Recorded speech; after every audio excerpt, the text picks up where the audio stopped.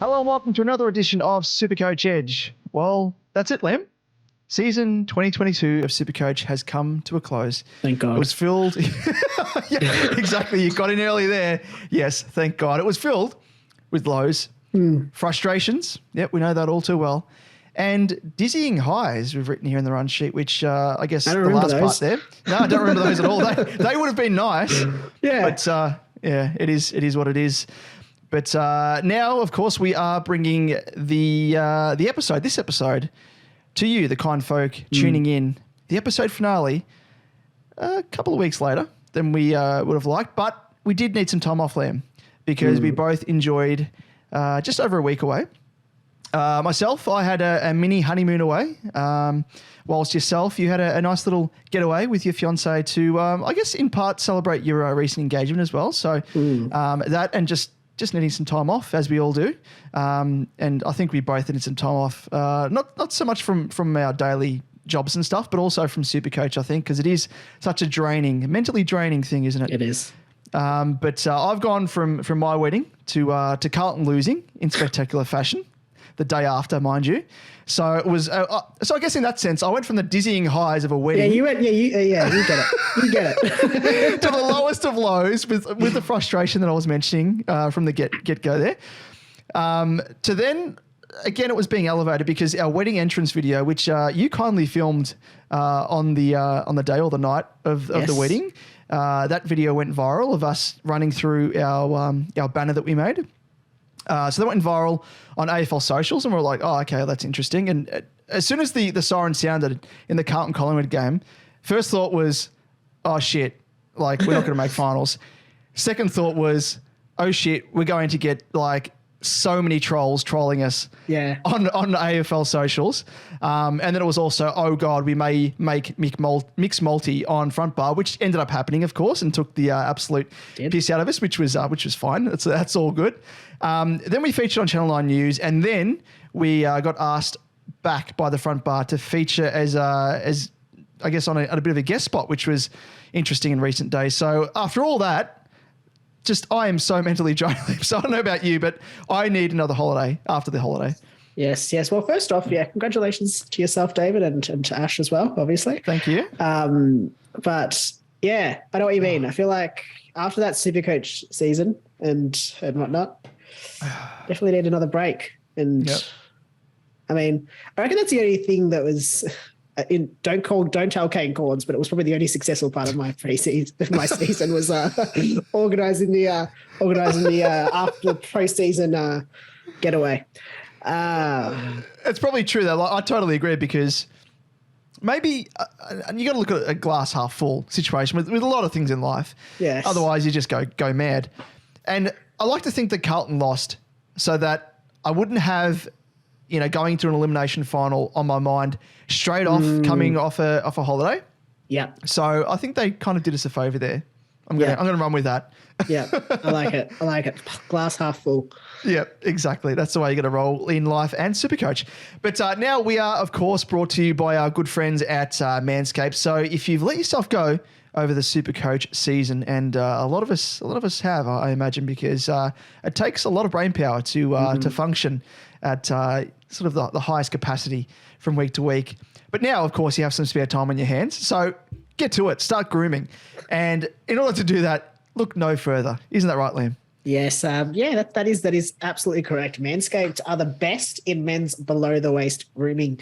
Manscaped offers precision engineered tools for your family jewels. Manscaped recently launched the ultimate men's hygiene bundle, the Performance Package. Join over 5 million men worldwide who trust Manscaped with this exclusive offer just for you. 20% off and free worldwide shipping with the code EDGE at manscaped.com. That is EDGE. Yes, that is EDGE. A lot of repetition in this read, and I think it's just to pad it out so we hit the 1 minute quota. But like you mentioned, Liam, as part of the partnership, you, the good folk of SuperCoach Edge, get access to 20% off and the free shipping with the code EDGE at manscaped.com. And as they say, unlock your confidence and always use the right tools for the job with Manscaped. So Liam, it's with a mixture of sadness and I guess relief Yes, on relief. both of our parts that we bring you for the last time in 2022, the good, the bad, and the ugly.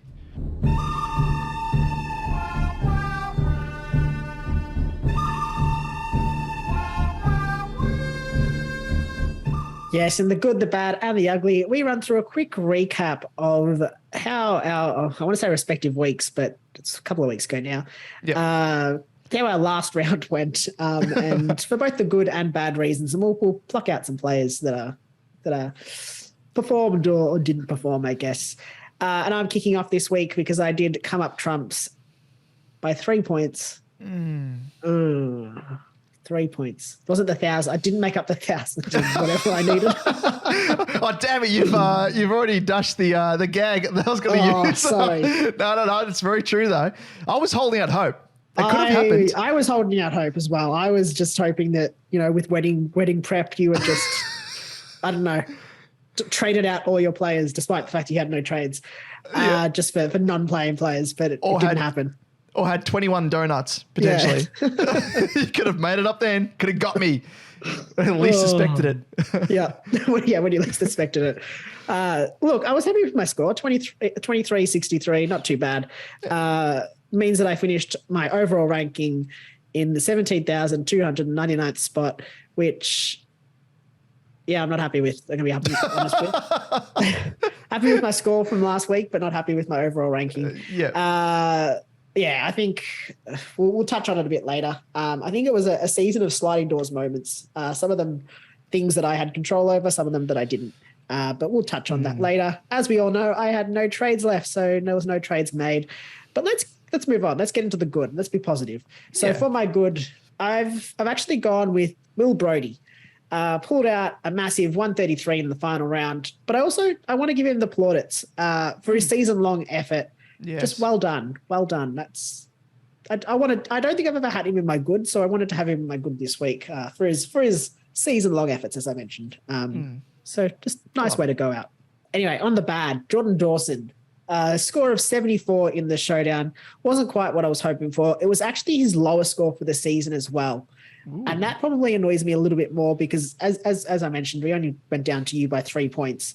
So for him to pull out his lowest score of the season, just not good. And as we'll touch on a bit later, we'll find out whether it affected whether it had any effect in the Consolation Cup or the participation plate. Maybe it did, maybe it didn't. Call it, you know what you can call him, Dawson, going into next year, even though it's sort of a negative nickname. Call him the difference because I think he was the difference, wasn't he? Yeah, he was really. And a couple of fronts potentially, but in our matchup, he was most definitely. It's quite frustrating. Anyway, on to the ugly. And now in the ugly, and it does pain me to say it because I do love this player, and it is Jordan Ridley. Held him all season, and there was some lows with just missing games due to illness and then COVID and all those fun things. But a score of 64 was the lowest on my field from roughly, I want to call it a primo. And again, I think, you know what, I'm going to bookend this. It's also for his season-long performance. He never really hit the heights that I think he could have and ended up with an average of just 91.6, which, frankly, I don't think was good enough. Yeah. Well, he's virtually, I think he's your equivalent of a Jack Crisp that I've got. Yeah. Probably not as bad as Crispy. I don't know. I haven't had a deep dive into Ridley's scores over the course of the season, but yeah, he's very much the shell of the player that he was last year, Ridley, wasn't he?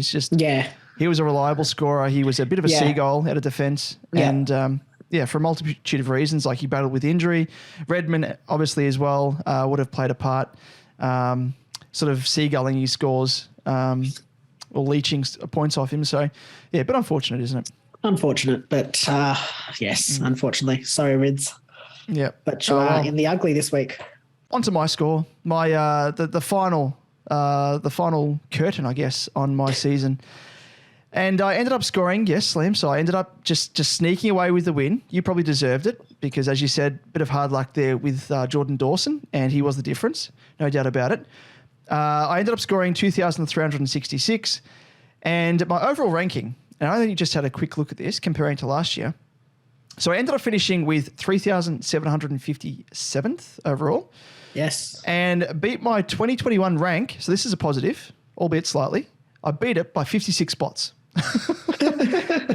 But the most annoying thing is, and there's a bit of a trend here. So in the last 6 rounds of, actually the last 5 rounds of 2021, I stagnated, whereas the weeks prior to that, I was actually building and making ground. And I stagnated and fell back. This season, the exact same thing happened. I was building, but not as bad. It was the last 3 weeks of the season. I was building and then fell away. So I'm not too sure what the go is there to arrest it. But, I mean, the common trend is both times I was out of trades. But there's one guy who is featuring in my ugly. You can probably guess who it is. That's played a big part. That is one thing. My one big takeaway in the deep dive of my team and in analysing it. But on a positive front, on the Cash League front, I ended up winning 1 of my 3 grand finals. So not too bad. Yeah, so I'm happy at least I come away with at least 1 flag with obviously the top prize money in that league and some runner-up prize money as well in those 2 other grand final leagues or grand finals that I ended up finishing a runner-up in, and one of which was my own Cash League, and was unfortunate that I didn't come away with the win there. But also a nice cherry on top to win, must mention, a season-long head-to-head matchup bet with, it's a common trend now, with a guy that is a big fan of the show, and he goes by the name JP. Not the JP that ended up winning SuperCoach overall. This is another guy, JP, who's been a long-time fan and listener and viewer of us. So thanks again for the matchup, JP. And I ended up, I think at one stage there I was behind in our head-to-head weekly matchups. He was ahead by, I think it was about 6 or 7 wins. And I ended up like just coming from the clouds, which I predicted. Always happens. It's the, I always say to him, it's the case of the tortoise and the hare. And he's very much the hare. He starts like a house on fire. And I know it's a marathon, not a sprint. And ended up coming back and claiming victory there in both the head-to-heads and the overall rank. So I was happy with that as well. But moving on, trades here, good gag, none. So didn't make any. On to the good straight away.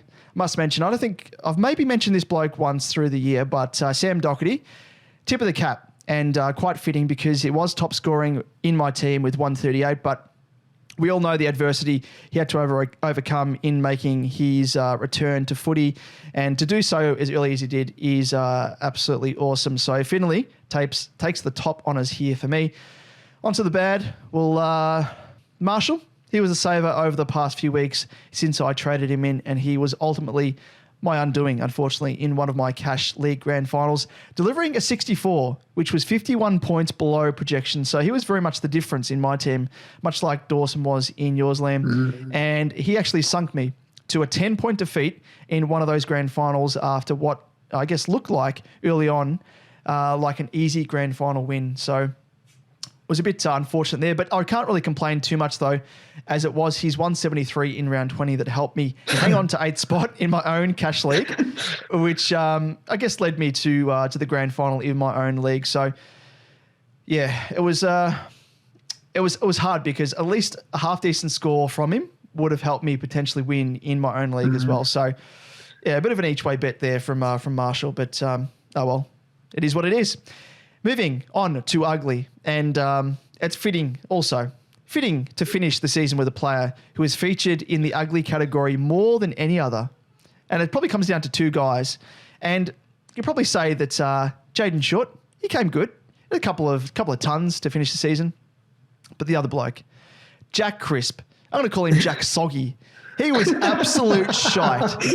Finished the season with his second lowest score of the season with 61. And a poor run that featured only 1 ton in his last 9 games. Now, he was starting in my team as a primo and was anything but. But I guess if there's a silver lining, it's that he most definitely won't be in my starting team for 2023. So thanks, but no thanks, Jack Crisp. You've done your dash there, mate, like you did with many other people who started him in their teams. But, oh well, what will be will be. But let's check in on our usual head-to-head for the final time as we, I guess, we both finished with, in our head-to-heads. I finished on 16 wins, 7 losses. Very nice. And you finished with, of course, the 7 losses and 7 wins, 16 losses. And the differential was 1,093. So whilst you weren't able to peg back that 1,090 points differential, which I must add was a surprise to many, no doubt, the differential only increased to 3 points on last week. So, you know, it was a nail biter to finish off the season. So at least, you know, gave the punters something to if anyone was watching, which no one would have. If we were actually playing an actual game, we would probably have an attendance equivalent of, say, like a North Melbourne v Gold Coast at Marvel Stadium. It was a bit of a non-event, but put on a show. What are you talking about? For the tarps that would have...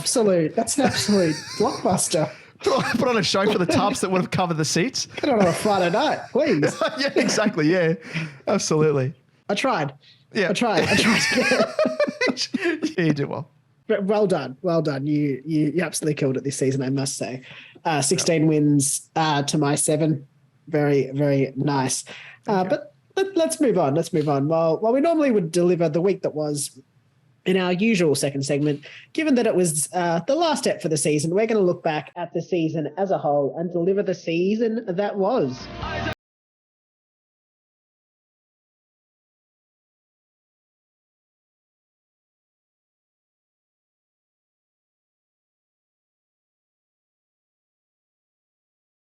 Season that was, we're going to reflect on what helped make or break our seasons. But first up, let's start with the positives as we look back at our top 3 best moves. And Damon, I'm going to handball it over to you because I'm sure you've got plenty. Yeah, so many positives, so many. Actually, yeah, well, I can't be too down because, like my ranking, as I said, it was a little bit better than last year, so not all bad, but.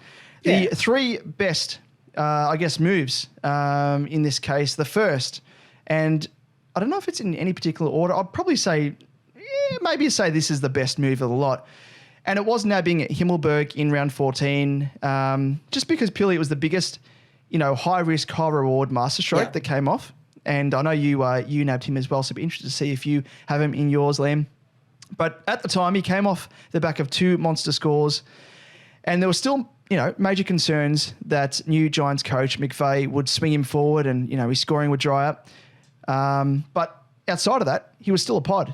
And that was the other sort of, you know, I guess, attractive part of bringing him in. And thankfully, he went from strength to strength and, you know, in the time in my team, raised his average to 90 and scored a ton in 6 of 10 games and I guess nearly 8 of 10 games. You know, his scoring floor was that high with a couple of games there where he was 96, 98 or thereabouts. So was really, really nice service in my team.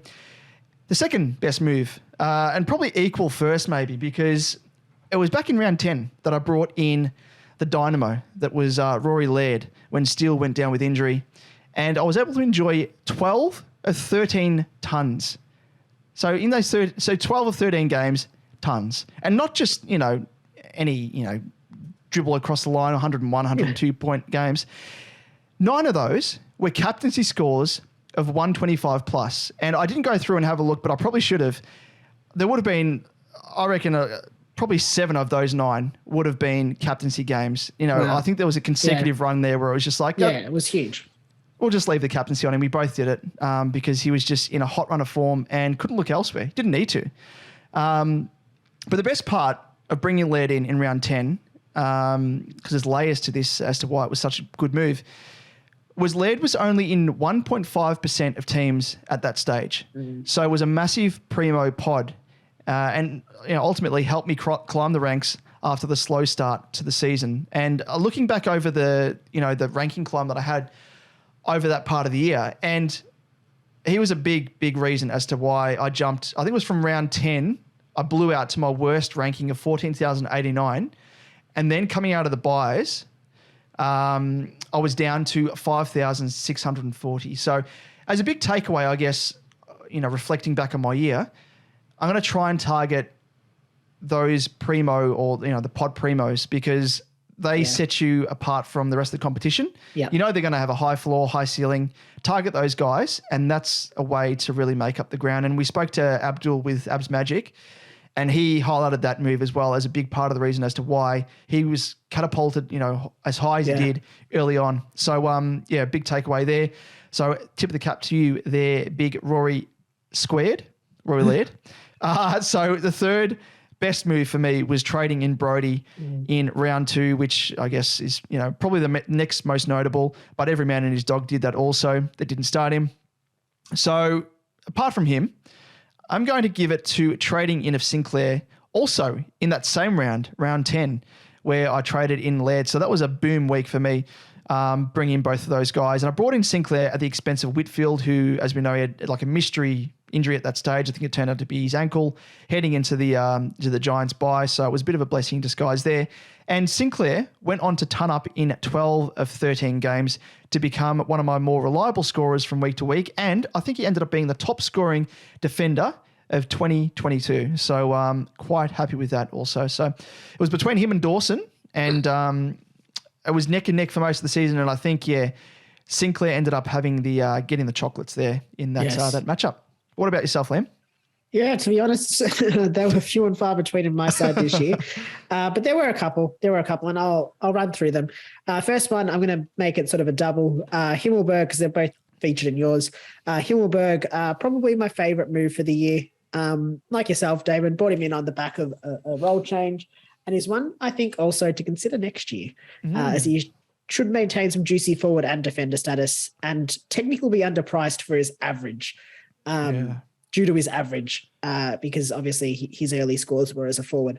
So if he does remain in defense, he's one to watch. So just watch that role in the preseason. The other one that I'm going to get for my 2-for-1 quickly is Rory Laird as well. Yep. Absolute gun. I think brought him in around the same time as you. I think it was when Steele went down. Went from strength to strength. Absolutely loved his work, and can't imagine what my season would have been like had I not gone for him. Moving on to my second option, and that was actually holding Stephen Canilio. Yes. Probably another move that had that high risk, high reward status, but luckily did pump out that high reward. So many jumped off him due to his high break even. After a score of just 37, I think that was in Leon Cameron's last game, I think, that 37. But as he was swung into the midfield by McVeigh and started playing shockingly in his natural position, he flourished with a score of 140, which was, I think, it was like 7 points off his break even or something. So many people jumped off him because they were like, oh, he's going to bleed cash. Pumped out that 140, and he ended up dropping just 2.7K. I think he was projected to lose like 50K or something. But only ended up losing 2.7. So that was nice. And then from that point on, he actually dropped below 100 just 3 times in 12 rounds. And that low score was a 71. And then prior to that point of the season, so prior to that 140, he had turned up only twice from 9 games. So just shows how much his role change really affected his scoring, but also shows that sometimes you've got to take the risk to sometimes it is worth holding a player that's underperforming, because it did mean that I think it was like 20-30% traded him out in that round. And obviously missed out on some decent scoring after that. Just having a quick look at his his ownership, and you're right, it dropped from 73.9 to 59.6, and then it fluctuated. It went back up to 60% after the 140, and people were like, "Oh yeah," and then it dropped down again after he scored the 85 in that round 11 game, and then he scored 174, 113, and went on like that ton run virtually until the end of the year, and it went up to 61% and then ended up dropping down to 58%. So, I think a lot of people just were like, oh, stuff it. He's out of reach now. Like, people spent the cash that they would have used to bring him back in, or they just ultimately ran out of trades. But you're totally right there that you almost need to back in guys to an extent. And there's a guy that I'll be talking about in terms of my worst moves where I should have done the same thing with Cogs, because I ended up keeping Cogs as well, like yourself. And it was definitely a masterstroke. And it's one thing that I actually forgot about, because it helped us hold ground, or at least make ground, didn't it? Yeah, exactly. And I think at that stage of the season, I think it was an important move. Like it was a move that we all thought he could be a top 6 forward potentially. I don't think he ended up making it in the end, probably due to those 37s and some of those lower scores in the first part of the season. But had he played the whole season as a dedicated mid, he really, I mean, he probably would have ended up as a top 6 forward. Yeah.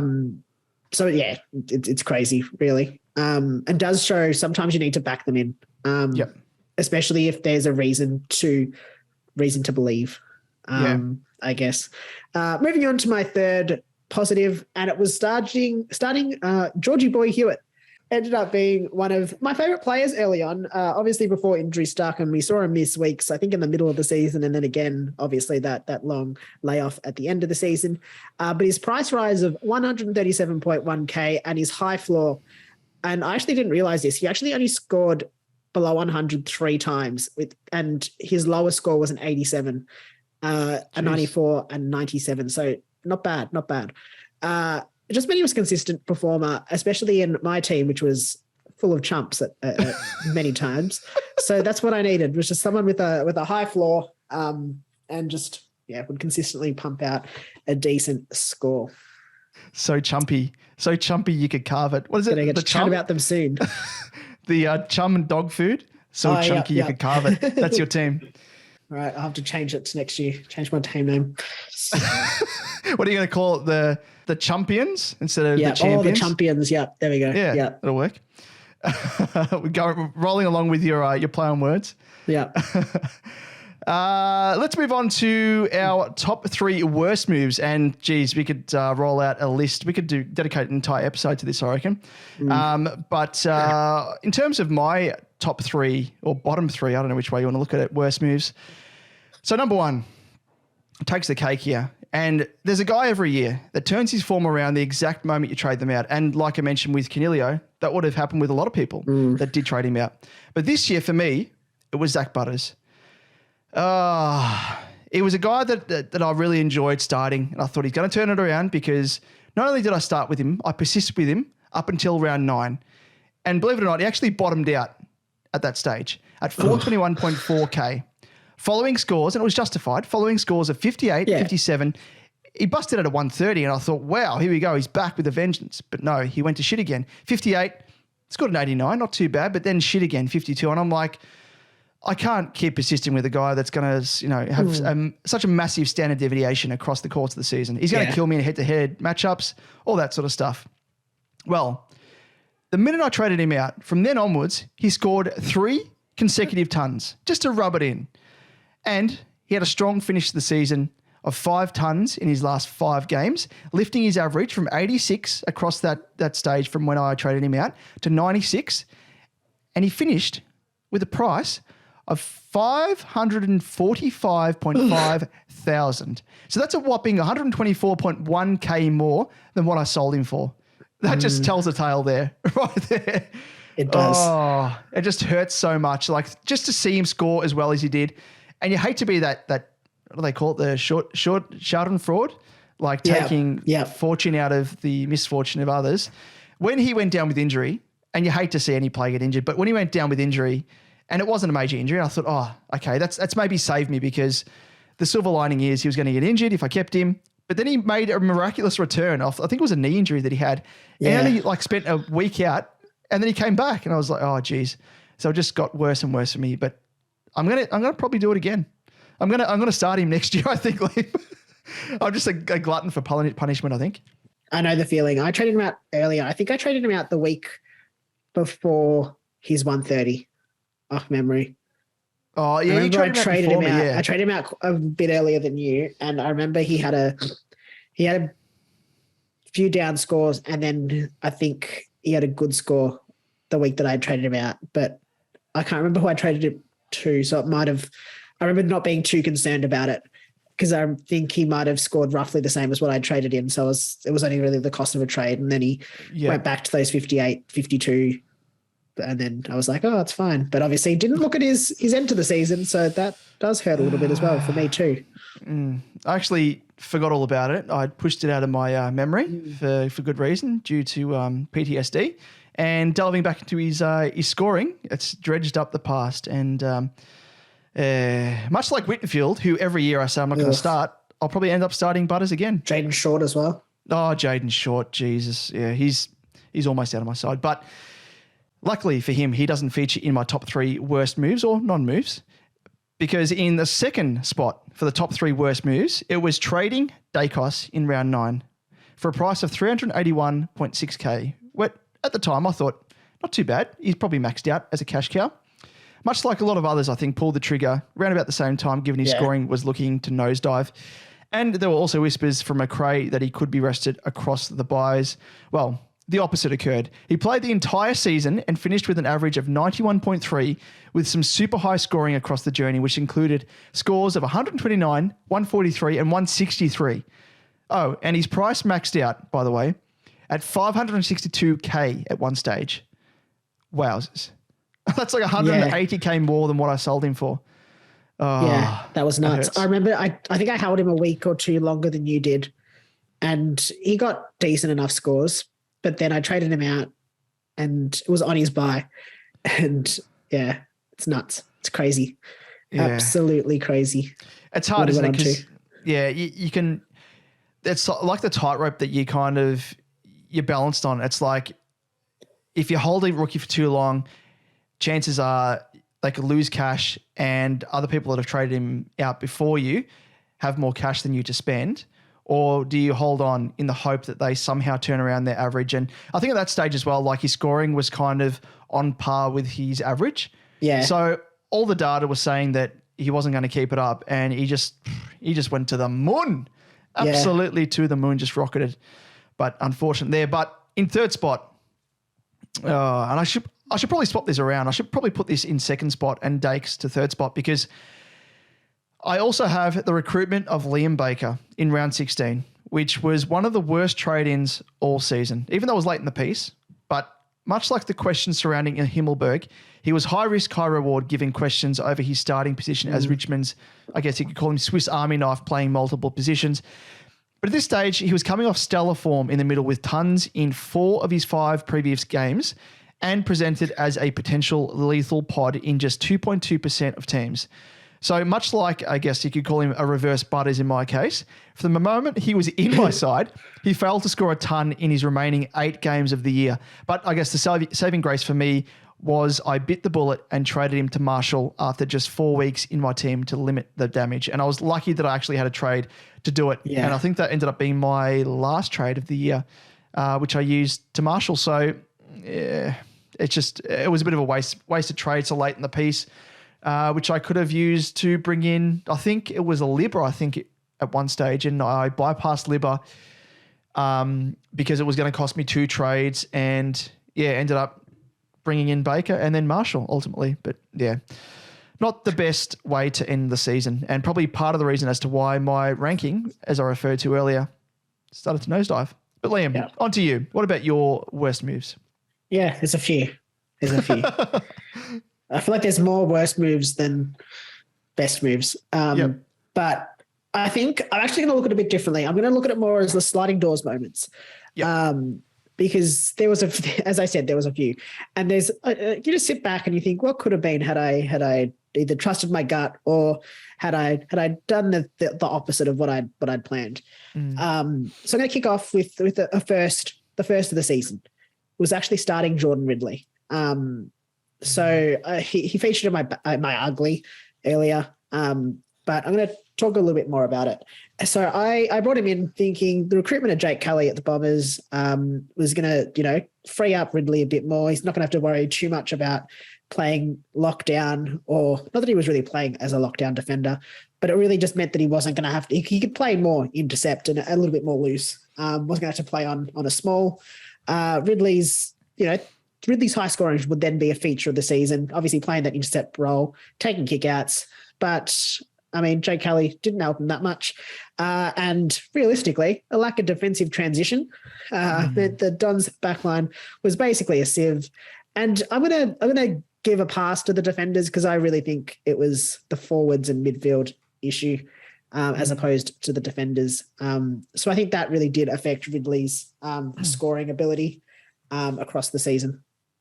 But the sliding doors moment here was the fact that I didn't start James Sicily as a result. So it wasn't necessarily will I pick Ridley or will I pick Sicily? It was actually would I pick Ridley or would I pick Crisps? So realistically, they sort of cancelled each other out. But I didn't start Sicily because I opted for George Hewitt, which was good. But I was actually concerned about having two players priced around that 400 to 450 mark. I just felt like it was too many. But realistically, I should have probably backed myself in, dropped Ridley down to Sicily, save some cash, used it somewhere else, and started the season well and saved myself some trades. So I did end up bringing in Sicily later on. On to my second one, and this was bringing in my boy Darcy Parish. Sad. I'm going to give myself a pass on this one. It wasn't my fault. In fairness, this was a curse of the Supercoach gods as opposed to a dumb move of mine. I did trade him in, forgoing the option of Zeret, who I will touch on in a second as the sliding doors moment, only for Parish to injure his calf and be subbed out of the game for a score of 51. He then missed the next two games, during which I did hold him, for him to return in round 16 to a score of 112, and then he re-injured himself. And so realistically got a lovely 163 out of him in total. But the sliding doors moment here was, instead I could have gone for Merritt, who was 100K cheaper, so it would have given me plenty of cash in the bank, but also would have saved myself a trade because I wouldn't have had to trade Zeret out. But I also would have seen scores from the point that I would have traded him in 90, 91, 111, 140, 147, 136, 130, 140, 71, 73, and 150 in Parish's place. So it was yet another sliding doors moment there. Geez, that's super rough. But with that one, like you said, that's out of your control though. Like in terms of that is a classic sliding doors moment, because it's like one of those things where one sort of impacted the other. Like the loss of Parish obviously opened up I guess points to be had in the midfield, which Merritt just gobbled up, and it so happens to be the two guys that you were thinking of bringing in. Like one went out, the other one like benefited from it. Like it wasn't as if like it was between Parish and say a Walsh, for example. Like it just, that's super unfortunate. Yep. Unfortunate, but it is what it is. Yeah. But the final sliding doors moment, and like you, Damon, it was Liam Baker. But this one hurts the most, I think, because I'm gonna tell you who I was considering at the time. Oh no, here we go. Yeah. I was tempted, as you were, Damon, by his role and his scoring. Before bringing him in, like yourself, in round 16, he had scored 3 tons in his last 4 games. From then on, he failed to score above 90. Thank you, Bakes. In that same week, I was considering 2 other players. One would have been probably a worse trade than Baker, so thankfully didn't go that route. But the other one would have been so lovely. I think I actually was considering. I know you're talking there was a about. third one. There was one was Libba, which would have worked out well, but I think there was an issue with cash. It would have left me with very little cash, and I knew that I needed cash for the weeks coming after that. So there was a reason I didn't do it. But Libba was one to consider. But the first one was actually Isaac Rankine. Likewise, at that point of the season, had scored 94, 93, 89, 88, 102, 101, and 95 leading into round 16. So nice little run there, especially for a forward. Admittedly, he then scored a 110 in round 16 before sputting it up and injuring himself and missing plenty of games. So I guess in that sense, Baker was a better option than him. But the one that really gets me is that I could have traded in your burn man, Damon, Connor Rosie. I don't think I've been so forward in saying this, but because it pains me to say, I actually did look at him fleetingly at that same stage. I looked at him more than fleetingly, but Baker just presented. Well. Yeah, it did. Yeah, in Baker like presented the side, so well. Better side, Richmond, they were flying at that stage. Yeah. Good draw as well. Like he was facing West Coast and Gold Coast and a few other teams, North Melbourne. So it looked like the stars were aligning. Whereas like Rosie playing in a Port side, there's no guarantee that he's going to get midfield minutes, and he was starting to get midfield minutes. But yeah, it was one of those things where for me it was double layered because I was like, he's going to burn me as soon as I bring him in. I could see it happening. But that was what happened. What happened, Liam? You tell the tale. Yeah, from that point in round 16, when I would have traded him in, he scored a 98, 154, 116, 91, 119, 67, 76, and a 162 to finish the season. So yeah, it would have been. I reckon that 162 was bigger than all of Baker's scores added up in the final round. But anyway, I was turned off by your past experience, I must admit. Not that I'm blaming you there, but you can. I could have not that I would have been blaming you, but I would have heard your voice being like, Liam. Yeah. Liam, judging you quietly. On. Yeah, it's kind of. I would have judged you. He's a bird man, you know it. Yeah, but and also I must thank you in not bringing him in, because if you brought him in and benefited from those scores, you probably would have knocked me off a few of those weeks there in our head to head, no doubt about it. Like considering how close some of those matches were, and you could have made up the 1,090 differential. Probably, who knows? Yeah, I mean, yeah, maybe not. Yeah. It was. I think based off that, it was the whole season felt like a season that could have been. Yeah. Like it was a season that. Week on, like I look at all the trades that I made, and I don't think there was, other than Baker, I don't think there was too many that I was annoyed about. No, probably Ridley to start the season, but a lot of them just ended up being injuries that caused more issues, as opposed to trades that I was really annoyed or bad, like ones that I wasn't happy with, if that makes sense. Well, just having a quick look through, like I reckon there's so many trades that we wasted. I'm going to say wasted on like the ruck position, for example. Like it's a good point. Got one for Hayes, one for Cherry, one for Grundy, one for Dixon. Obviously DPP players. So it's what's that for? And we've got Hayes again out. So I traded him in, traded him out. Both Hayeses, Port and St Kilda. Bruce out, and then Gorn out, English in, English out. It was just, I reckon there's about 7 or 8 trades there, which are just purely on rucks alone. It's just like injuries derailed a lot of our plans, I think. And you could probably, if I go through and do a deep dive, I reckon it's like those points there, and remembering back to those moments as well, those weeks, it would have like scuttled plans that I had laid out to like bring guys in, which I'd had to shelve in order to like trade out these injured ruckmen and like injured players across the journey. More so yourself, Liam, because you absolutely got pummeled by the SuperCoach gods. Oh, I'm looking back at the numbers. I think it was 13 trades just to injuries. Jesus Christ. It was 13 or 14, and then there was like the players like Hewitt, who was injured early in the season, and then obviously late in the season that I had to hold. Ridley, who missed a couple of weeks. Parrish, who I had to hold through a couple of weeks. Oliver.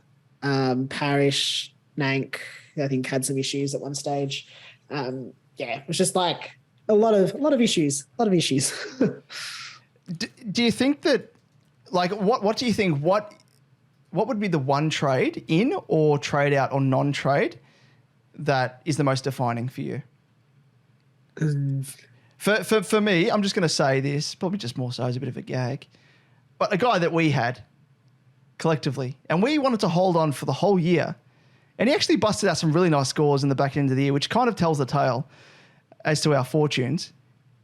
Can you guess who it is? It was a rookie. Was it bloody McDonald? It was McDonald. Traded him out in round 16, I did, off the back of a 46. And then he went on to score 56, 71, 72, 70, like higher scores. Like he'd never scored in the 70s prior to that. Like during weeks that we had injured players and stuff, we had to rely on bench players, he would have been handy. So it's like, even the smallest of things like that, which, you know, when you're talking sliding doors moments, that just sum up the season, really, and fortunes. But I think in your case, Liam, you're well overdue for some good luck. So I'm just going to follow your lead next year. Whatever move you make, I'm going to follow you because... Don't do it. It's a risk. It's a risk. It's a risk. The SuperCoach God's going to come for you. You can start. I don't know what I did to them. Yeah, I know exactly right. Smashed every mirror in sight, like a million years of bad luck. Like you could start every burn man. You could start Rosie. You could start Butters. You could start Whitfield. You could start even Crisp, Short. Like all these guys are going to ton The up back line will be week after week. Crisp, Short, Baker. Get Baker in there. Jeez, yeah, somehow. Start him next year. But yeah, you're well overdue, Liam. But you, I think, had the worst luck, well and truly hands down, out of both of us. So I can be thankful in my case there, at least. But yeah, it really was, as you said, a season of what could have been.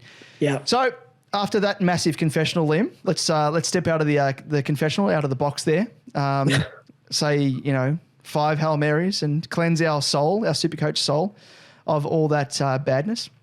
Yeah. Because now it's time to start looking forward as we identify, or at least try to identify, some players that have caught our eye over the course of the year and may earn a starting spot for our team for season 2023. So let us gaze into our patented Supercoach Edge crystal ball with our next segment, the crystal ball.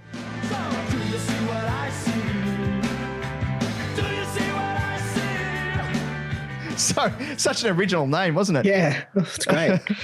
I couldn't think of anything else. I was like, just crystal ball. The crystal ball. So here we'll break it down into, I guess, those players on our radar in each position. But of course, there may be players who lose or gain DPP status, much like Laird did, being only a midfielder only in 2022. And price points, of course, that are either higher or lower than expected, given to certain players. So it's really hard to make a definitive call this far out, but we'll do it as a bit of fun for those of you tuning in. So there's going to be a lot of crossover here in both of our teams, I think, Liam.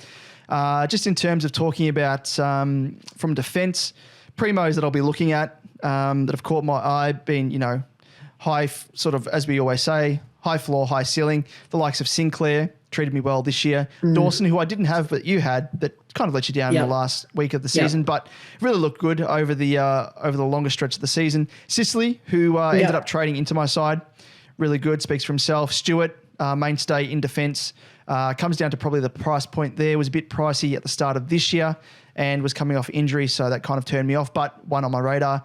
And Doherty also, who is back in stellar form. And again, as I mentioned, finished the season in style for myself with that 138. Pretty similar to yours. I think the only difference that I have is there isn't one, I don't think.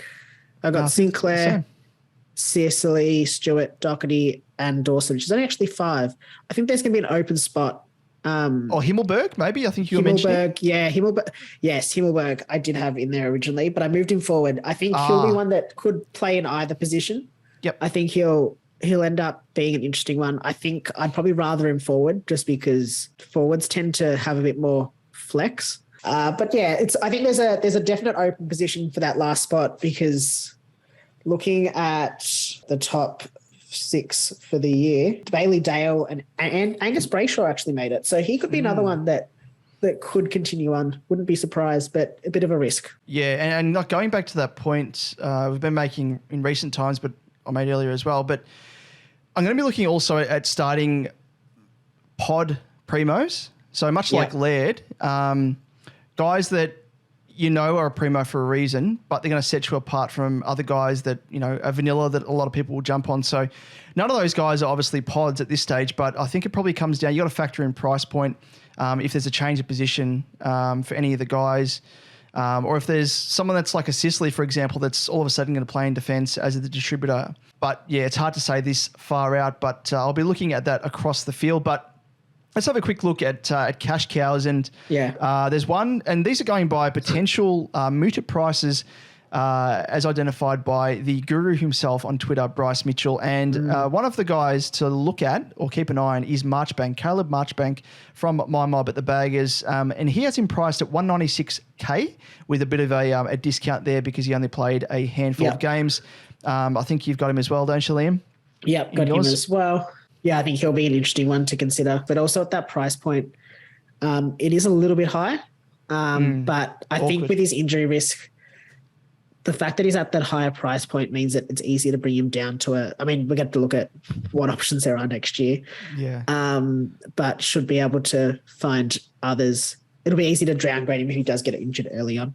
The other player that I've written down here, but there's only a 1 game sample size, but the fact that he ended up getting a spot in Brisbane's team in an elimination final is young Wilmot of Brisbane. He's priced at 123K, and he ended up scoring a 52 against the Tigs as early as last night, actually, in the elimination final there, and did a couple of nice things for a player in his debut game, obviously held in high regard. I think he was mooted to make his debut against Essendon. I think at one stage they were chatting to him post-match, and he said he got injured then, and then he ended up getting COVID, and that set him back, and he just couldn't find his way back into the side or find a way into the side for Brisbane. But yeah, he's obviously held in high regard, and one to have a look at as a potential genuine cash cow off the bench. In terms of, Liam, I don't know did you have anyone else different there that I may have missed? You know who? We'll swear we'll never see him. Will Gould. Oh, Will Gould, of course. Come on, horse. You got to get him in. Oh, well and truly. I think he was named as on the extended bench a couple of weeks ago. Ah, yes. Yeah, so potentially he's not too far off. Oh, we've been saying that for how many years now? It feels like an eternity. We'll get him in. We'll get him in. We'll do it. Yeah. Let's move on to the breakout candidates. You could probably put Gould in here. Yeah. Breakout with his debut. But I've got Hayden Young, who's a guy that I've sort of had my eye on over the past couple of seasons and did very much so as a potential starter in my side, but just couldn't fit him in. But he really did take a step up in his game this season. He lifted his average from 77 last year to 92 this year. And looked very, very nice and composed in defence for Freo. So he is potentially someone that I may slot in, depending on what his price point is, into my defence, because you'd love to start the likes of Sinclair, Dawson, Sicily, Stewart, Doherty all at once, but there's no way you're going to be able to do it. You could probably start maybe 2-3 maximum, and then you need to look at mid-prices and rookies to fill out the rest of the spots there. So he is one for me. But did you have anyone else, Liam? Yeah, I did have one. It is Mason Redman. I think I spoke about him a little bit earlier in the season. You've got him listed there as well, I see. Yep. It's probably more on the back of his really strong games. So if you look through across his season, it's a bit of an indifferent one, especially especially at the start. It was sort of nothing really to write home about, but some decent scores. And then he really hit a bit of a purple patch from around round 10, where he scored his lowest score from round 10 to round 20 was a 49, which was an injury-affected game, got subbed out at halftime, coughing up blood. And then round 13, where he scored 99 against your mob. So he did have a pretty decent run, had some pretty high scores. He had a 176 against North, a 152 against Gold Coast, 144 against the Saints.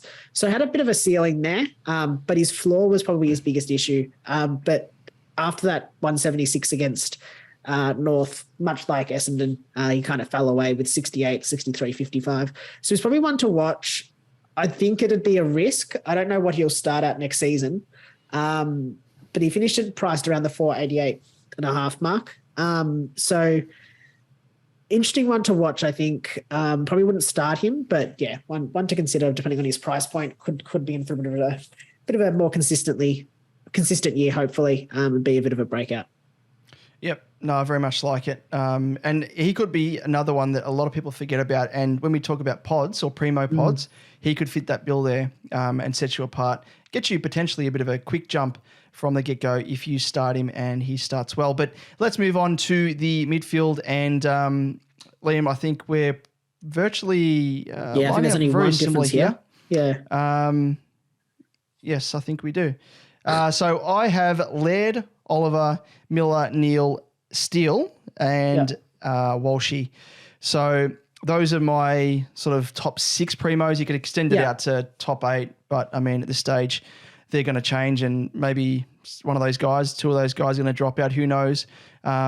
With price point and injury, and I guess all around health heading into next year. But who's your difference there, Liam? Yeah, so I've got all the same. Instead of Walsh, though, I have Callum Mills in my top 6.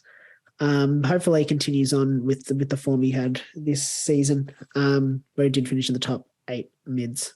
Yep, I like it. And what about players to watch, Liam? I'll let you round them off because they've probably got a little bit of crossover here as well. Yeah. First one, Chad Warner. I think I actually mentioned him to you a couple of weeks ago. Yeah. And said, I reckon he is one to watch for next season. Just grabbing his scores quickly. Really sort of, again, another player that he's in that stage of being sort of ready to break out. I think obviously had some low scores around the 50s and 60s, but really had that high ceiling as well. 155 against the Dons, a 148 against Fremantle, 123 against the Cats. So some big scores there. If he can do it in a more consistent manner, I think he's going to be a good one to watch for next year. Obviously also managed to increase his average quite substantially. So in 2021, his average was 68.8. He played a bit as a tagger as well. And then in 2022, raised that average to 96.8. So we do go based off Emper's little bit of a theory around taggers. Yes. He could be one to watch out for next year as a bit of a breakout option. Yeah, he's obviously one I've got as well. Other breakout candidates, it pains me to say this, but we spoke of him earlier, Connor Rosie. If he, I think he's shown enough now. He got surprisingly an All-Australian jacket as well. Did really well in terms of that. So I think he's now stamped himself. He's now taken the step, following the footsteps of another guy that Cornsey has said he's better than in Walshy. Both of those guys have really stepped up their games. So Rosie could potentially now have 100% time in the midfield, which is something to hang your hat on. And the worry about him playing forward, starts to sort of slip away. So he is someone that is a bit of a breakout candidate for myself. Is there any others for you, Liam? I think we've both got LDU here as well. Yep. He is absolutely smashing it in a side like North Melbourne to perform as well as he did.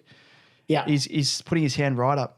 Definitely one that I think I'll be considering next year. Got to look at his price point, obviously, but I quite like what he's been doing. Big scores as well. Another one that I've got, his teammate actually, Taron Thomas. Obviously, didn't go as well this year as we would have hoped. Only played the 10 games for an average of 53.7. He was actually one of those players that I think we all spoke about as being potentially one to break out, especially after his year last year. He played the 21 games, averaged 84.4. I think we all thought he's going to come out absolutely firing because he had some big scores in the latter stages of last year as well. He actually went at a 105 average for the last 6 games of 2021. So I think we all thought, all right, he's ready for the breakout. Obviously, he didn't eventuate. I think his preseason wasn't too crash hot, but I think he's one to keep an eye on for next year because he's going to be priced very, very cheap. I think he should get, I might not get a discount because he's played 10 games. I don't know how exactly it works. Yeah. But yeah, I think he'll be priced pretty cheaply considering he did average just that 53.7. So one to watch and just see how he performs over the preseason. Yeah, he's a very good one. He's one I actually forgot about. But with North as a whole, and these guys as well that kind of tapered off or didn't take the next step in their career or their game, I think now we need to factor in the Clarko effect potentially. Because Taron Thomas, for example, like he was in and out of the side. He was going through a few issues off field, not issues, but he went through I think he had a loss in his family and stuff and suffered as a result, which is totally fair enough. But I also get the feeling that with their former coach, Noble, that perhaps there were players that he didn't get along with or he didn't really warm to. And it'll be interesting to see the Clarko effect as to whether or not, is well documented that he's got the best out of a lot of players when he was in his time at Hawthorn. Could it happen again with guys like Taron Thomas? Could he bring them under his wing and really help them flourish? So really like that choice of yours, Liam. One to watch for sure. Outside of him, again, another Roo, another teammate. Speaks for himself. Probably more of a value selection. And it is Ben Cunnington. And according to Bryce Mitchell, he has him priced at 188K with that 20% discount, I think it is. Only played the 2 games, I think it was, but obviously managed for minutes, making his return from that obviously cancer diagnosis that he had and recovery. So all the best to him, and hopefully they can continue. And he recaptures his old form, because he was busting up primo scores only a couple of seasons ago. So to get him at such a value price point will be good for all of us. Like, I think to really spread out our salary cap. Yeah, definitely. Now, I did read that the discount isn't guaranteed. Apparently, they've got discretion. If a player is priced, it sounds so silly, but like a player like Ben Cunnington, who obviously is down on his average across this season, I think across his years playing has probably a much higher average. They can apparently not include the discount if they feel like it undervalues a player too much. But even then, he's going to be like 200K most likely. Yeah. So it's not like he's going to be super expensive. But yeah, I did read that there's a potential discretion that they can have if a player, if it feels like a player's being brought down for like too low, basically. Yeah, based on their historical average across their career. Yeah, that makes sense, I guess. But damn you, Champion Data, just give him the price below 200K. That'd be awesome. But hopefully, yeah, they just forget about him. They forget about him. They're like, oh yeah, Ben Cunnington, yes, nice welcome back. Rookie there. Yeah, it's a great. Yeah, it's Ken Bunnington. Yes, it's not Ben Cunnington. But a couple of other guys to look at, because you do need to find a bit of value. And if it doesn't come as much as we hope for Ben Cunnington, there are other guys around about that price point as well. And they're both Eagles. One is Elliot Yeo. He could be priced at, according to Bryce Mitchell, 296K, and Dom Sheed at 255K. And both of those guys have been battling with injury, as we know. So they don't come without their own worries on the injury front. But geez, if you're trying to, I guess, spread out your salary cap evenly across each position, that will be very, very welcome there. So those are a couple of other guys to keep your eye on and in mind for the start of next year. But there's another cash cow potentially, one to watch again, North Melbourne. This is just North Melbourne centric here, but Will Phillips could be priced around about the 200K mark. I don't think he played many games, if any, this season. No, I think he had glandular fever and COVID as well. Yeah, so he was up against it, the poor fella. I think he was previous pick 3 or thereabouts for North Melbourne. You'd think he should get games under Clarko, and hopefully brings us nice cash generation with it. But let's move on, Liam, to the rucks, and I think there's only a couple of rucks to look at potentially. But I think we've both written down here, Gawn and Grundy speaks for itself. Yeah. With Grundy, Bryce has him predicted at a potential price point of 511K, which would be welcome news and very juicy. But for me, I think it hinges upon if Grundy is traded, and also which team he lands at if he is, because that'll kind of dictate as to whether or not, his scoring will be impacted. If he's playing for a premier top side and he's the number one ruck mantle, you'd most definitely get him in. But, I think there's whispers there that Melbourne were looking at him at one stage, which makes no sense because he'd be obviously up against Max Gawn. If they lose Jackson to Freo, it's going to obviously impact Grundy there with Gawn by his side. Well, it's an interesting move, that one, just in general, because neither of them are really known forwards. No. So it's not like, I don't know. It's interesting. It's interesting. I agree with you. Gawn and Grundy are probably the two that I'd be considering again, like every year. Yeah. But it will be very dependent on where Grundy ends up. If he stays at Collingwood, I think no issue there. But if he was to go to Melbourne somehow, I would probably put me off Gawn as well, actually. That's very true. Yeah. Yep. That's both.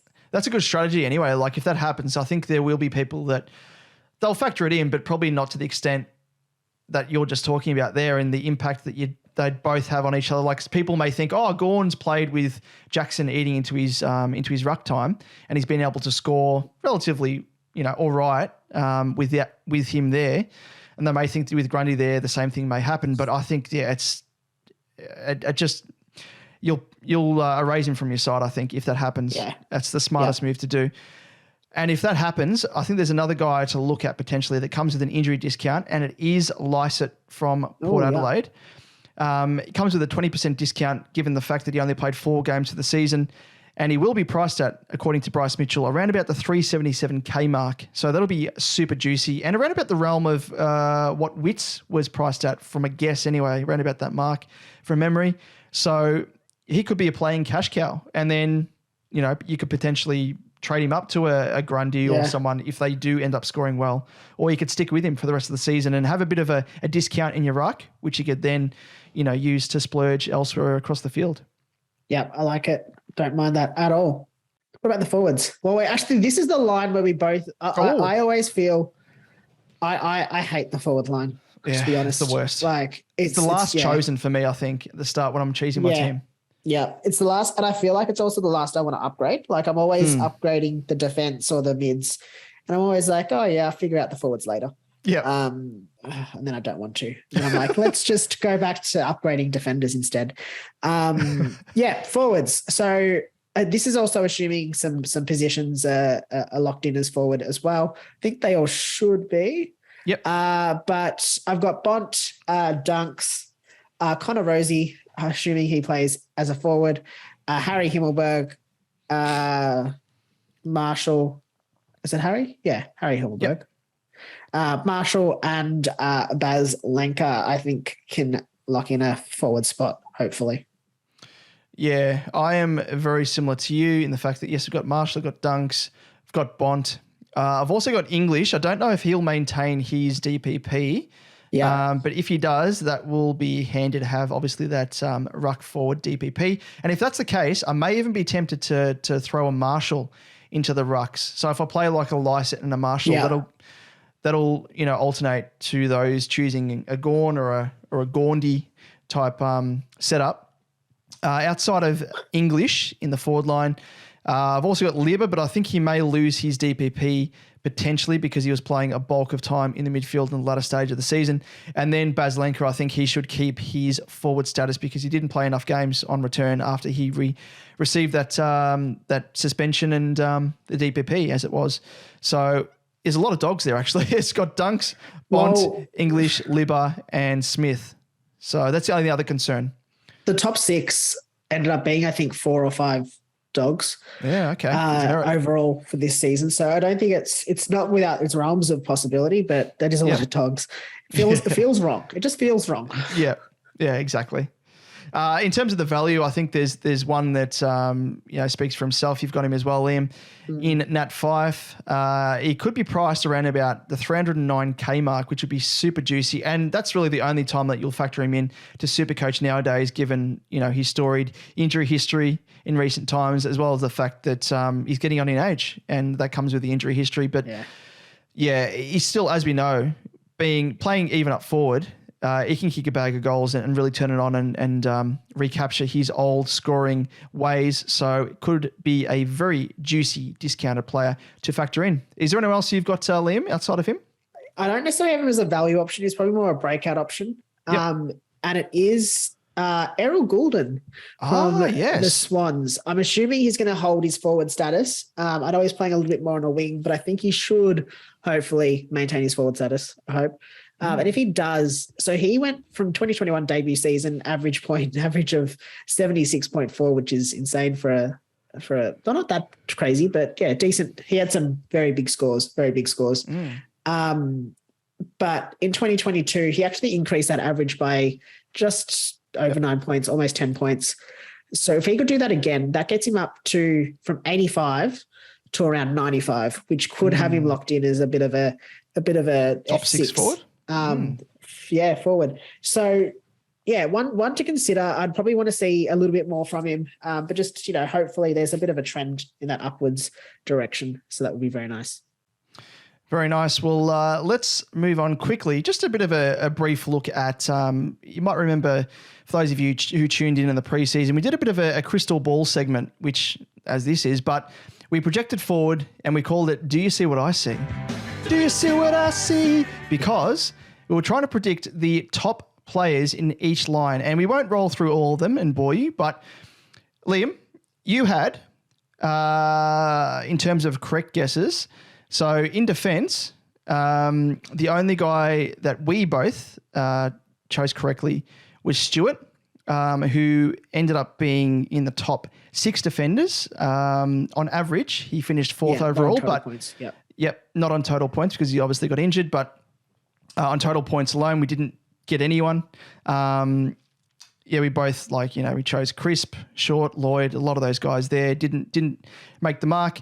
On with the midfield, we ended up both having 4 players. So we both had Miller, McRae, Oliver, and Neil. So they probably spoke for themselves. We both had Steele, who just missed the mark, I think. We both had Mitchell, missed the mark there. Parrish unfortunately got injured, which derailed him for your prediction.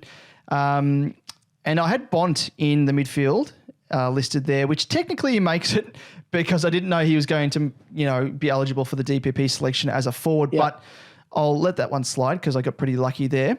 But I guess he's there in 6th spot based on average for the midfield, if you're going to count him as a midfielder. But he's number 1 as a forward player based off average. But I also chose Petrarca, who just scraped in. I think he was in 8th spot overall on total points. Nice. In terms of the ruck, we both went with Gaundy. As we know, Grundy got injured, and Gawn ended up finishing, I think it was 2nd spot, I think it was, behind Witts. So Witts just came from the clouds, or Brad Biddett, as you want to call it that. And then in the forwards, we both chose Dunkley, and that was it. That was the only correct guess that we had. We both had Butters, Treloar, Canelio, both had Taranto. I had Duncan, you had Martin. So there was a few players there that missed the mark. So just looking quickly, we'll roll through the defence, midfield, ruck and forwards as to who was the actual best of 2022. In defence, Sinclair, Sicily, Doherty, Dawson, Dale and Brayshaw. You'd probably say Brayshaw is the biggest guy from the clouds there. Dale, to a lesser extent. Dawson showed good form when he was at Sydney and was coming off an injury, came back, did well. Doherty, just another guy from the clouds, but good scoring history there. Sicily bounced back nicely from injury, and Sinclair he's probably the biggest breakout, I think, and not a lot of people, or if anyone, would have said him. For the midfield, Neil, Oliver, Miller, those are probably givens. McRae, that's a given. Then we had Mills, who finally had his breakout season. Laird, who I think surprised a lot of people as just a genuine midfielder in SuperCoach, did really well. Sinclair also makes the grade here as a DPP player, and Petrarca also rounding it out. Then for the rucks, as we mentioned, Witts and Gawn. And then for the forwards, it was Bont, Dunks, Libba, Parker, Brodie and Heaney. And I think no one would have predicted Brodie to be in the top 6 forwards coming into the year. Like, we all thought he might be a nice little cash cow. But I remember the point in the season where everyone was just like, oh, okay, he's a keeper now. And to average over 102.4 over the course of the year, just full credit to him. And then Heaney, of course, to round that out, who is our, as you know, one of our favourites or non-favourites. Favourites. What are you talking about? Yeah. But it goes to show, doesn't it, Liam, that, your best laid plans at the start of the year, which with our predictions, just goes to show that it doesn't quite play out the way you'd like, with both of our full defensive predictions falling short. So apart from Stewart, of course, but one of those things. I think that goes to show, though, that it's hard to look at the average. You got to kind of look at average to an extent because you can't predict a player getting injured or suspended for 4 weeks, and therefore missing those points that they probably would have got to finish in that top 6 spot or top 8 spot, depending on where they were. Absolutely. Well, let's round it out with our last segment, which is, of course, the group rankings and the SuperCoach Edge Cash League. And let's have a quick look at the group rankings first off. But before we do, for those of you who head up any leagues, and I guess you should have already organised a prize for for the person who won it. But if you haven't got on it yet, never fear, because what better way than to celebrate the win by picking up a SuperCoach ring via our good friends at SuperCoach Championship Rings. Head to supercoachchampion.com and check out their range. They have templates for, as you know, the upcoming SuperCoach BBL, which is on the horizon. but also templates for fantasy, NRL SuperCoach, or if you want to come up with your own design, even for NFL, which is kicking off at the moment, season's about to begin. If you've just had a fantasy draft, now's a good time to put in a nice little template, which you can use, your own design, and super impressive. Submit it to them, they'll design it and draft it up for you. So head on over to supercoachchampion.com.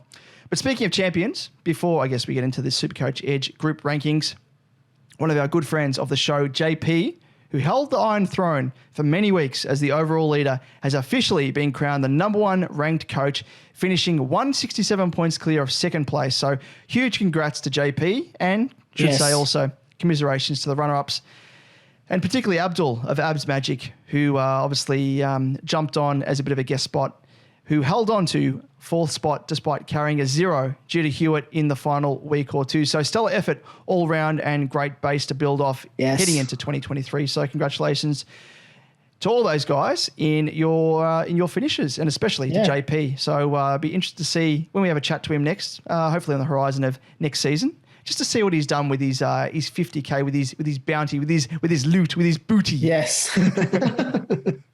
Yes, I quite liked the picture I think I saw on Twitter of him taking his trophy home with the seatbelt on in the car. That was good. Gotta make sure that it's protected there. Well done, JP. Well done. I'm gonna hold up that trophy next year, I hope. Oh, with your luck, it's coming your way. We're gonna do it. Anyway, let's move on to our group rankings. And for the final time, highest scorer for round 23 was Joseph with his team Joe Boy. Is it your boy? Your boy, Joe Boy. It's quite a short boy. It's not the longest. Yeah, not boy. The longest. Joe Boy.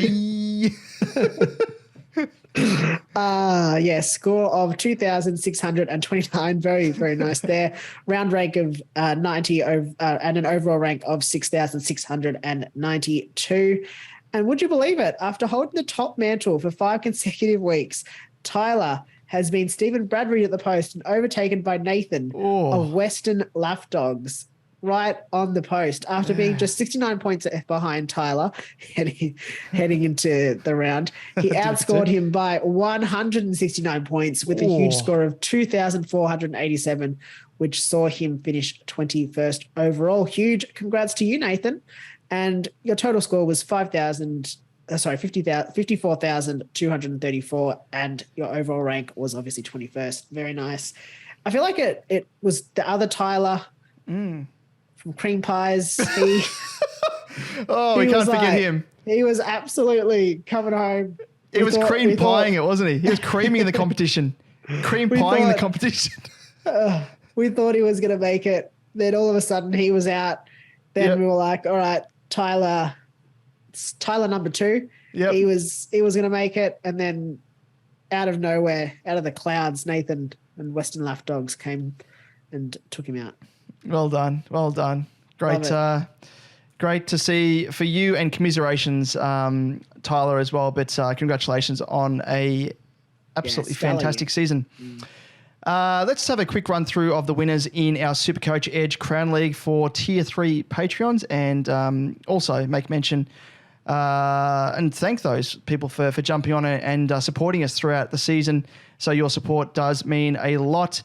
And in the, grand final, in the big dance, minor premiere, Bruce with his team Shoe-In faced off against the second place Brett with his team, the Sharpshooters, and it was Bruce who was victorious, came down to the wire by just 21 points in a hard-fought affair, scoring 2,464 to 2,443. So Bruce, he has scored himself the top prize of $200, a SuperCoach Championship ring, which we spoke of just earlier, and the bragging rights, of course, that go with it. And he also earned himself a bit of a guest spot on the last episode, which is this episode. But we just can't get in contact with Bruce. So if you're listening or watching us on YouTube right now, Bruce, get in contact with us because we don't have your contact details. So in order to claim all of your booty, reach out to us via Twitter or Facebook, and of course we'll hook you up and try to have a bit of a chat to you heading into next year as well. And I guess as we said, it's not all doom and gloom for those that fell short in this cash league, because we will be raffling off a piece of exclusive SuperCoach Edge merch. Ooh. And Liam, I think we narrowed it down to either a shirt or a hat, didn't we? Yep. So we'll make that call and get it designed, get it done up, get it made up. All the little, I call them hobbits in the back room, all the little Lockie Neals in the back room, weaving it together. And we'll be conducting the raffle over Twitter over the next week or so. So keep a lookout across our socials and, of course, in the Discord if you are in there. And if you're not, join and you will keep abreast of that. And, Liam, this is probably the most exciting part to round it out for the Consolation Cup / Participation Cup Grand Final. Yes. Well, Liam, we billed it a clash for the ages with yourself facing off against our father-in-law in Peter with his side, Tankman 77. Such was the anticipation for this clash, Liam. This can't be understated. It did, in fact, get a mention at numerous times at my wedding, even so much so in the speeches. And a lot of people, I think, in the room had no idea what SuperCoach was, but they played along like good sports. And they were like, ooh, there was like a hush that went across the room. And there were many moments where, across the day and night, where score updates were whispered throughout the room. It travelled like wildfire. People were like, oh my God, Liam's hit the front. Oh no, wait, Peter's hit the front. Oh, how much is he in front by? And Liam, can I announce who the winner is? You can. It was Peter, who beat you by 8 points, scoring 2,371 to your 2,363. Huge congratulations to Peter and commiserations to yourself, Liam.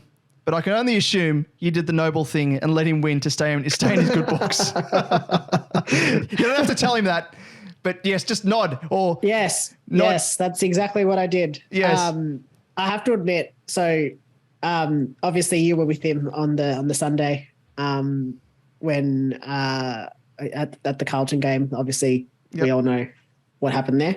As big Carlton fans for both of you, and I went over. I was there at his house after that game, and I thought, I'm gonna get him up and about, gonna tell him that he won. You know, let him feel a little bit of joy that he got over the line. And then he was very, very calm about it. Very calm about it. He kind of was a bit coy.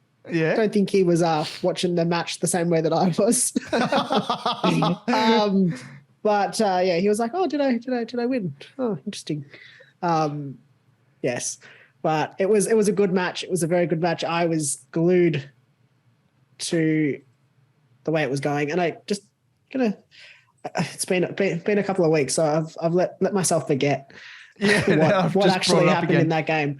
So I'm just getting up the teams to try and see what. Well, I think what happened from memory. Walsh, I don't know if he had Walsh. Potentially, you both did.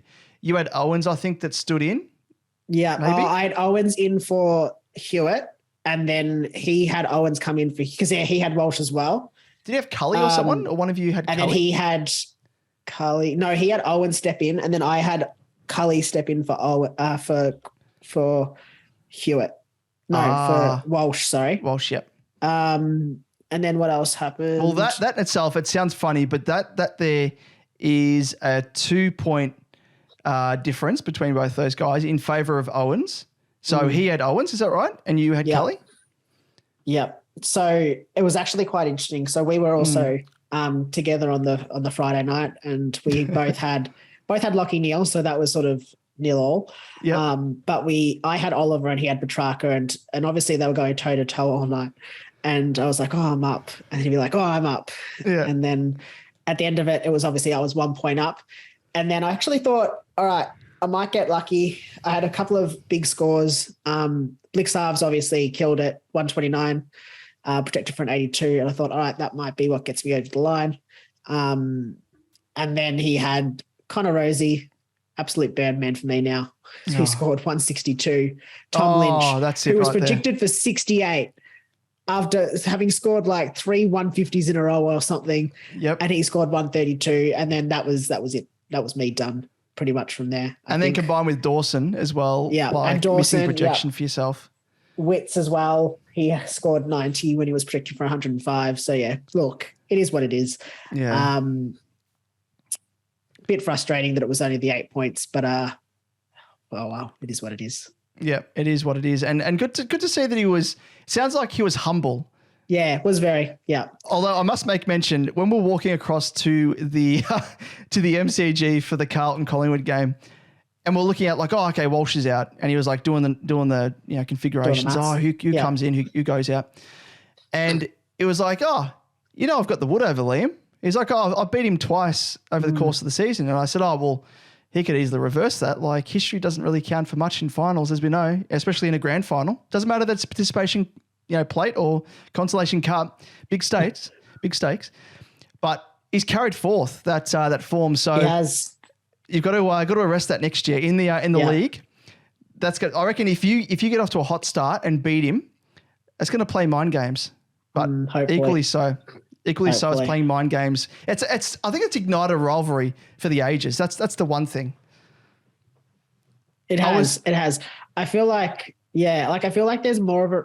Ironically, I feel like there's more of a rivalry between me and Peter than there is with me and you now because yes, I'm like he's beaten me. I mean, you've beaten me quite a lot this season, but he beat me the 3 times, and a couple of them were like he got me in off weeks a couple of times, and then this time, I was just so close, and it was very frustrating. But no, it was a good match. It was a good matchup. Lots of fun. Yeah, to his credit, he probably would have beaten me as well in our league, Supercoach Edge Cash League, because that was the week. I think he had Bont as like his VC and he didn't take him as his captain. So I kind of like, he shot himself in the foot there, and I think he had an injury. Houston, it might have been. Yes. Or someone. And that like worked in so I had a bit of good fortune in my favor there. So otherwise he probably would have done a clean sweep on both of us. Yeah. Oh God. So he's igniting a bit of rivalry across the board here. So, oh well, congratulations, and looking forward to seeing that rivalry flourish in 2023 and beyond, Liam. But that's it, Liam. That's the Supercoach Edge season done for another year. But never fear, we will be back for 2023. We're not going anywhere. But I must say a huge thank you to everyone, man, beast, lady, otherwise, every single one of you for tuning in throughout the year, whether it's via our podcast or on YouTube via our vodcast, whether you've tuned in once, twice, or every week. We truly appreciate all of your support. So we wouldn't have been able to do what we do without the devotion of you guys and girls out there, our audience. So thank you very, very much, Liam. And thank you. Equally, a huge thank you goes to you, Liam, for being the goose to my Maverick, even though I just literally on my holidays, believe it or not, I'm a movie buff, but I'd never seen Top Gun in the first one. Like the second one. Either. Yes, I will. Oh, I won't ruin it for you, but there's something happens to Goose. And I'm going to say that you're the goose to my Maverick, but a goose that something doesn't happen to him and you love him well. But you are the goose to my Maverick. In other words, you've helped co-host or co-pilot with me every week. And not only have you found time to accommodate for these records every week, but pouring in your expertise tirelessly, helping prepare the run sheet, pulling data, and conducting research. So, Liam, tip of the cap to you, and thanks again for jumping on board and continuing with me in this crazy thing that is Supercoach Edge. No, thank you. It's plenty of fun. It's always good chatting Supercoach. Hopefully next season it'll be more fun chatting Supercoach. Maybe get some wins on the board. But no, it's plenty of fun. And I'm sure the Supercoach Edge community appreciates all that you do for it as well. I mean, it's a lot of work that goes into it every week that I'm sure is well appreciated. I almost feel like, even though we call this a podcast and a vodcast, it's almost like the equivalent of like alcohol, anonymous. It's like, it's Supercoach Anonymous. Like we get here, we debrief, we get stuff off our chest, and it's almost like a therapy session. Like we just talk about the guys that went shit and just cleanse ourselves, cleanse our Supercoach souls of all the bad, drink in the good, and just take with it, all the glory into the week that follows. So it's always good fun, Liam. So thank you so much. Now, here at Supercoach Edge, Liam, the Supercoach addiction, like I just referenced there with the Supercoach Anonymous, the addiction never stops. So likewise, any of those of you out there that have an addiction like us, We're also, well, I don't know about yourself, Liam, but I'm continuing on with SuperCoach BBL. And I know you tried your hand at it last season, but due to COVID and whatnot, it threw things into absolute mayhem and kind of ruined the spectacle and the fun of it. So hopefully see you jumping on and having a bit of fun, because it's virtually unlimited trades every week. Even though you don't know who you're trading in and out, it's very much like AFLW, which we're both trying our hands at the moment with AFLW Fantasy from Moriera's Magic, good fantasy and SuperCoach icon, I guess you could probably call him. Set it up and good fun, but very much like that. You're trading in guys, or in this case, girls who you have no idea or very little knowledge about, and you're just having a bit of fun. So that's SuperCoach BBL for you. And we'll be releasing a couple of leagues and a group to join in the weeks leading up to the BBL season kicking off, and potentially a cash league for anyone keen. So if you are keen, hit us up if you're interested, and keep an eye out for that via our social channels. But Liam, are you going to be jumping on? I don't know if you will, but it's up to you. Or I'm going to do it. I'll do it. I'll put my word out now. I wasn't planning on it, but you've tipped me over the edge. Yes.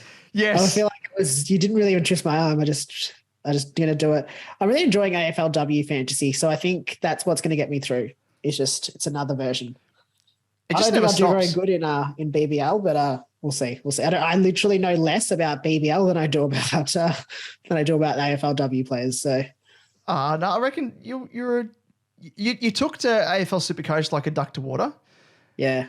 Whilst you obviously knew about AFL and did obviously a bit of knowledge that comes into it, but big difference. But much like AFLW, where we're having to do a little bit more research, you get to know the players, get to know the game a bit more. And it makes watching games a bit more fun. And BBL during the season, there's like a game every day virtually, so you can tune in and watch the guys you've got in your team. So all good fun. But I'll leave it. I won't press you into it yet, Liam. No. Actually, I did enjoy it last, because it's a very different style. I did enjoy it. The issue was probably more the COVID issue. Like, I tried to do a bit more of a not set and forget, but just do my trades and then just kind of not think about them. And then COVID was causing absolute chaos. And it's such a big turnaround as well, where like there's a game every day, and there's obviously with AFL, you've got like a week between rounds. Whereas with this, it's literally like within the space of a day. There's like a match, and then the next day is like the start of a new round, and it's very confusing explaining it. But when you see the fixture, and because there's double game matches, weeks, that was the thing that got me, I think, at the start. There's a bit of strategy to it, which is good, because it's there's that element of strategy that isn't existing in AFL SuperCoach. So there's a whole new ball game, I think, to learn in terms of that. To get a leg up on players, and there's break evens and there's price fluctuations from the very first week, very much like AFLW fantasy. So there's elements of that which you're learning at the moment with that style of game. But it's good fun. It's good fun. Yeah, definitely.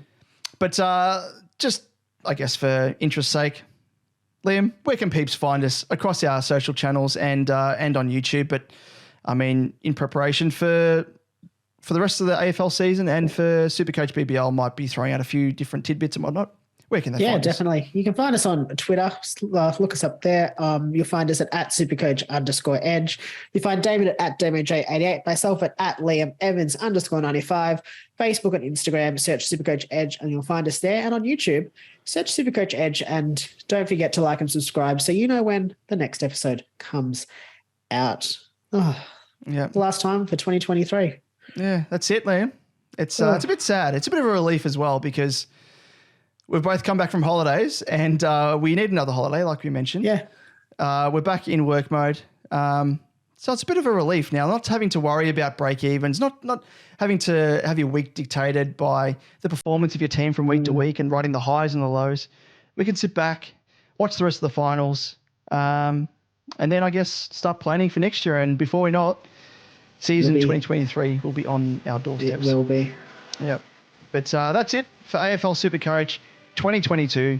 Thanks once again for all of your support, and we'll catch you again in season 2023. Thanks, guys. Thanks for the support. See you soon. Catch you then.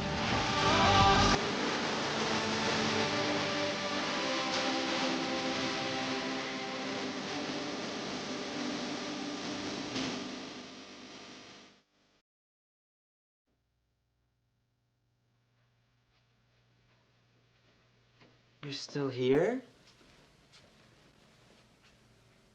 It's over. Go home.